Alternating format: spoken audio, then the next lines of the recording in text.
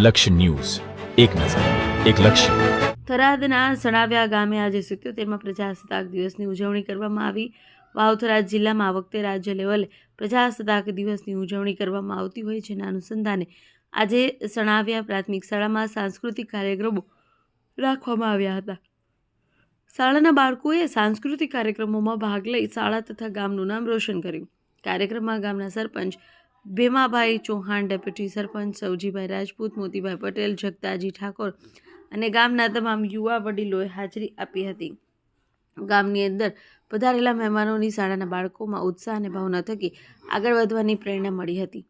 શાળાના આચાર્ય આરપી રાઠોડે તમામ મહેમાનોને દિલથી આવકાર્યા. સાંસ્કૃતિક કાર્યક્રમોમાં ભાગ લેનાર તમામ બાળકોને રમેશભાઈ પટેલ તરફથી ભેટ આપવામાં આવી. અહેવાલ રાજપૂત ભલાભાઈ, વાવ-થરાદ.